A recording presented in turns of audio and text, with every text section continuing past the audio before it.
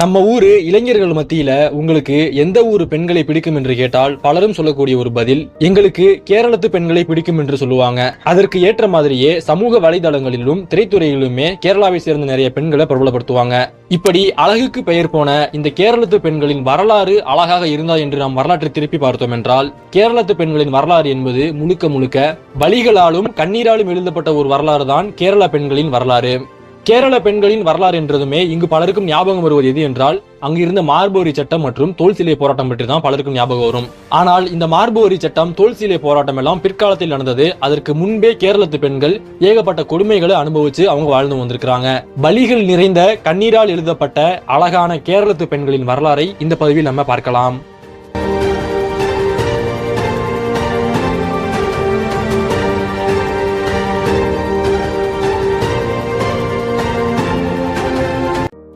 கேரளா கடவுளின் தேசம் என்று அழைக்கப்படக்கூடிய இந்த கேரளா சங்ககால கட்டத்திலிருந்தே நம்முடைய தமிழர்கள் கட்டுப்பாட்டு தான் இருந்தது. தமிழ் வேந்தர்களான சேரர்கள் இந்த பகுதியை பன்னெடும் காலமாக ஆட்சி பண்ணிட்டு வந்தாங்க. கேரளாவில் சேர மன்னர்கள் ஆட்சி வீழ்ந்த பிறகு நம்பூதிரி பிராமணர்கள் ஆட்சியையும் அதிகாரத்தையும் கைப்பற்றினாங்க. இந்த நம்பூதிரி பிராமணர்கள் அதிகாரத்தை கைப்பற்றிய பிறகு கேரளாவில் ஏகப்பட்ட மாற்றங்கள் நிகழ்ந்தன. நம்முடைய தமிழ் மொழியானது அளிக்கப்பட்டு மலையாளம் என்ற ஒரு புதிய மொழியும் உருவானது. அதை பற்றி நம்ம ஏற்கனவே ஒரு பதிவு போட்டிருக்கோம், அதையும் பார்த்துட்டு வந்துருங்க. இந்த நம்பூதிரி பிராமணர்கள் ஏகப்பட்ட கொடுமைகளை பண்ணியிருக்காங்க. அந்த கொடுமைகள் அனைத்தையுமே நம்ம ஒரு பதிவுல சொல்லிட முடியாது. அதனால இந்த பதிவுல நம்பூதிரி பிராமணர்களால் அவங்க கொண்டு வந்த மாற்றங்களால் கேரளத்து பெண்கள் எப்படியெல்லாம் பாதிக்கப்பட்டாங்க என்பதை பற்றி மட்டும் இந்த பதிவில் நம்ம பார்க்கலாம்.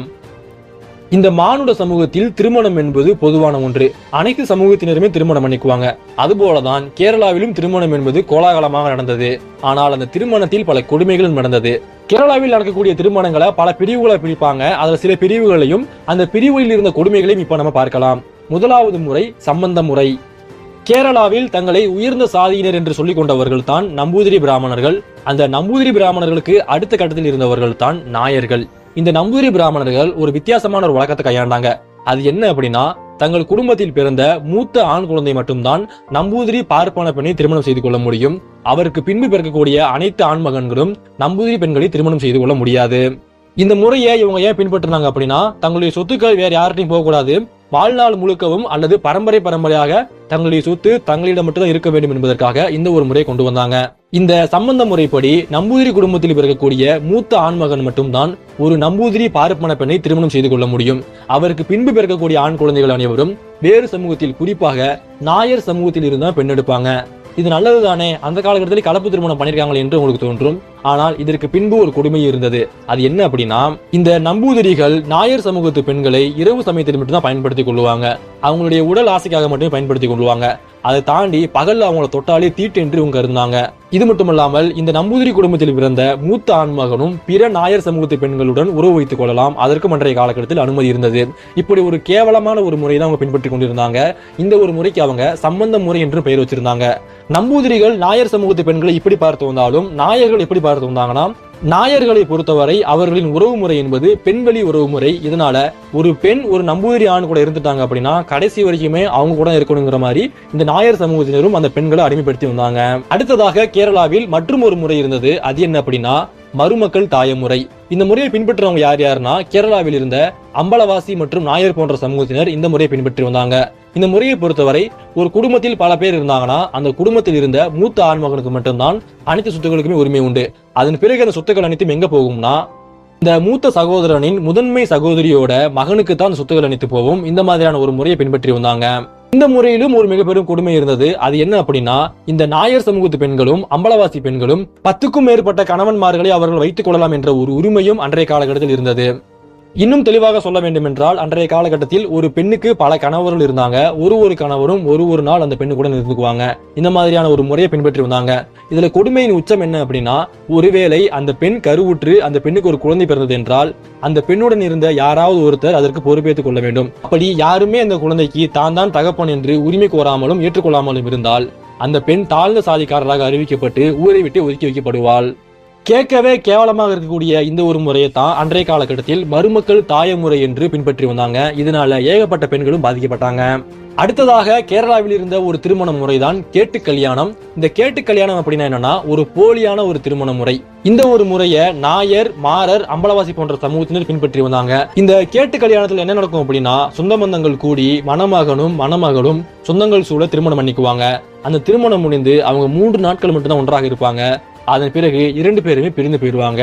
இதற்கு பெயர் தான் கேட்டு கல்யாண முறை. இதன் பிறகு அந்த கணவனும் மனைவியும் யாரு கூட வேண்டுமானாலும் இருந்து கொள்ளலாம். இப்படியும் ஒரு கேவலமான திருமண முறை நம்முடைய கேரளாவில் இருந்தது. அடுத்ததாக 4வதாக இருந்த ஒரு முறைதான் தரவாடு வீடு முறை. இந்த தரவாடு வீடு முறை அப்படின்னா என்னன்னா ஒரு குடும்பத்தில் சகோதர சகோதரிகள் என அனைவருமே இருப்பாங்க. அந்த குடும்பத்தில் பிறந்த மூத்த ஆண்மகன் தான் அந்த குடும்பத்தின் தலைவனாக இருப்பாங்க. அந்த குடும்பத்தில் பிறந்த பெண்மணிக்கு திருமணம் பண்ணி வைப்பாங்க.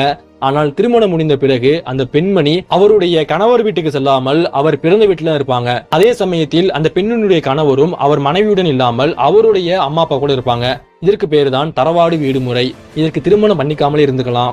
நான் இப்ப சொன்ன இந்த 4 திருமண முறையும் கேரளாவில் பல ஆண்டுகளாக பின்பற்றப்பட்டு வந்தது. இதற்கு காரணம் என்னன்னா கேரளாவில் ஏற்பட்ட மிகப்பெரிய சமூக மாற்றங்கள் தான். கேரளாவில் ஏற்பட்ட இந்த ஒரு மிகப்பெரிய சமூக மாற்றத்திற்கு யார் காரணம் என்று வரலாற்று பக்கங்களை திருப்பி பார்த்தோம் என்றால் அங்கு முழுக்க முழுக்க காரணமாக நிற்பது நம்பூதிரி பிராமணர்கள் என்று அழைக்கப்படக்கூடிய ஒரே ஒரு குடும்பம் தான். இந்த நம்பூதிரி பிராமணர்கள் கேரளாவில் ஒரு பெரும்பான்மையான சமூகம் எல்லாம் கிடையாது. வட இந்தியாவில் இருந்து அரபிக்கடல் ஓரமாகவே களப்பிரர் ஆட்சி காலகட்டத்தில் தென் தமிழகத்துக்குள் வந்தவங்க தான் இந்த நம்பூதிரி பிராமணர்கள். இவர்களுக்கு களப்பிரர் ஆட்சி காலகட்டத்தில் ஏராளமான நிலங்கள் தானமாக வழங்கப்பட்டு கேரளாவில் குடியமர்த்தப்பட்டார்கள்.